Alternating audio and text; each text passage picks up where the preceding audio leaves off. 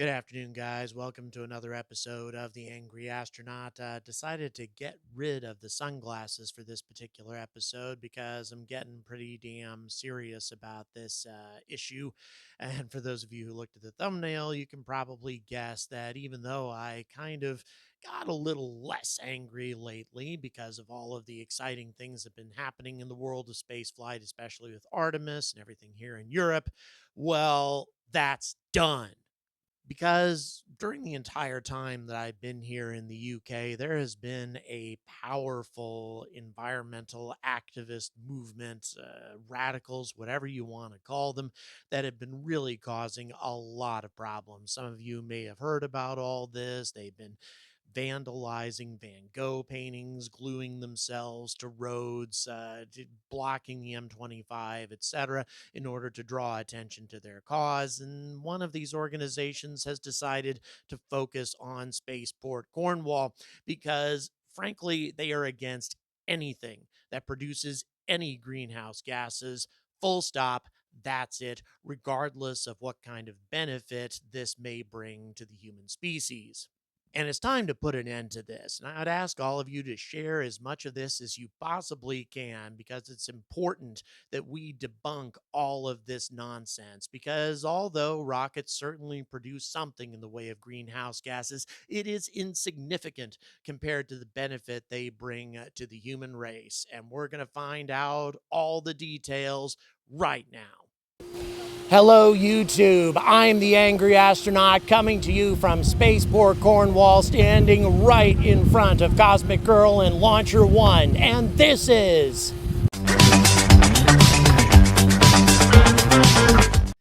All right, after chasing this thing all over Britain for months now, I finally get an opportunity to see the mock-up of Launcher 1. This thing has been to London, it's been to all kinds of places, but really, what is the deal with this rocket? What makes it so unique? And also, why are environmentalists getting bent out of shape about it? So we're going to describe the capabilities of this rocket, and then I'm going to help you guys understand just how moronic these people are. So, obviously, the first thing, that's the most important aspect of a rocket, is the primary engine. The Newton 3 generates 73,500 pounds of thrust. Obviously, as you can see right here, that is roughly the equivalent of all of the engines on the Rocket Lab Electron. But of course, the difference is this is getting launched at 10,000 meters altitude as opposed to Electron, which is getting launched from the ground. And so as a result, you can deliver a larger payload with this kind of scenario with a horizontal launch plan. So that's one of the things that gives this rocket a big advantage. But here's the main thing that I really want to point out to anybody who gets pissed off about environmental damage done by rockets. This is 6 metric tons worth of RP1, also known as kerosene. By way of comparison, Falcon 9 has 119 metric tons worth of kerosene. So you're talking almost 20 launcher ones to make up the greenhouse gas emissions of a single Falcon 9.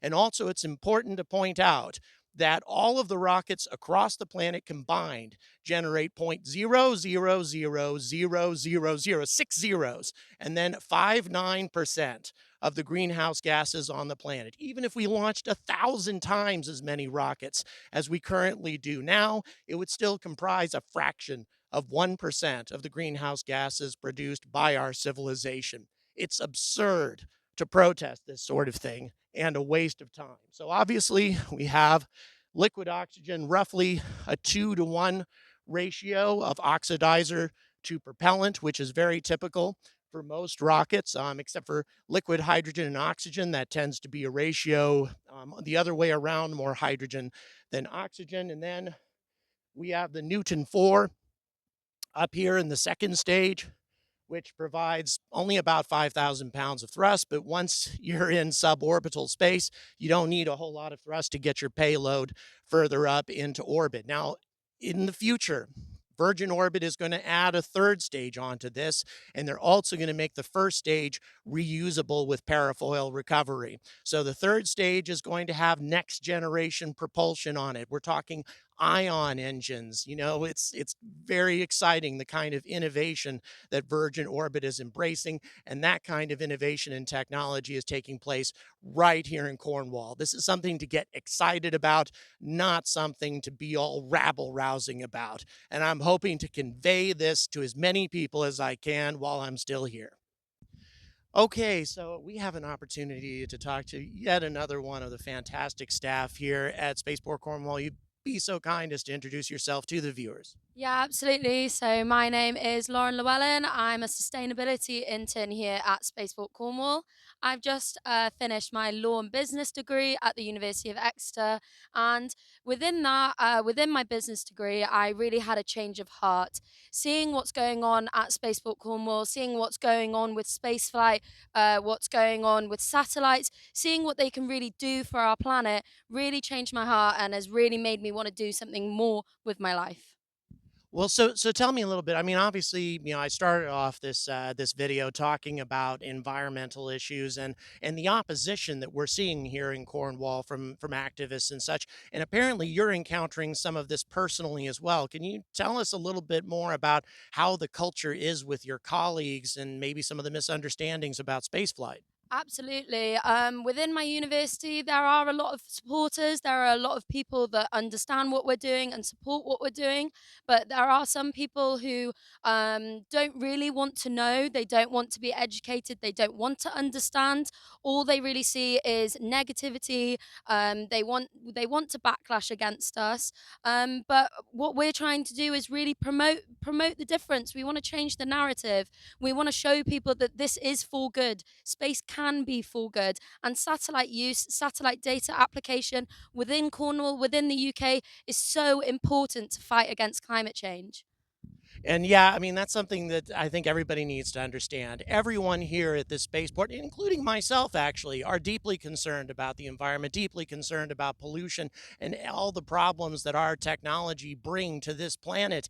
And yet, this is part of the solution. Can you give me some examples? Some things that you might tell your colleagues to help them understand why why they're just getting a bad impression of this.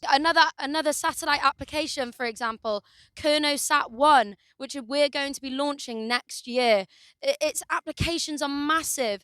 The sensor is going to be used on a buoy rather than on the satellite, which makes it cheaper. The opportunities for researchers, for schools, for businesses in Cornwall to then use that to use that data that comes from the sea, looking at salinity, looking at wave height, looking at pollution within the sea, seeing whether we can create a carbon forest for carbon sequestration. Like the opportunities are endless with satellites like this. We need people's belief and we need people's support in order for projects like this to go ahead. So would you say it's a fair statement to make then that if you oppose spaceflight, you are also opposing innovations that will solve this crisis that we're in the middle of right now? Absolutely. It's a lack of understanding and opposing education, opposing a willingness to develop and learn more about what we can really do with this. Guys, share this information with everyone you know. We've got to get the word out.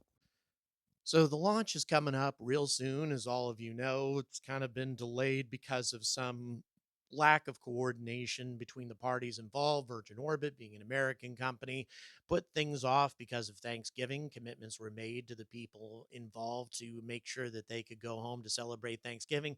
Now we have Christmas coming up, and there are a number of nations, Spain and Portugal in particular, whose flight paths are being interdicted by this particular launch. And those countries are not going to take Christmas off, or rather, they're not going to work on Christmas in order to accommodate this launch, which means now everybody needs to get coordinated and they need to get this rocket into orbit. by the 16th or 17th at the latest. I'm really hoping that I'll be able to see it, but regardless, I hope I have conveyed all the details necessary to prove to everybody. I think I've been preaching to the choir, but still share this information as much as you possibly can, because these are misconceptions that we dare not have about space flight. Space flight faces too many obstacles and too many problems to have to deal with ignorant people who are getting a hell of a lot of media attention for their very misguided causes that they are fighting for right now. Let's go ahead and put a stop to this and keep space flight on track. And until that actually happens, I urge all of you to stay angry about space.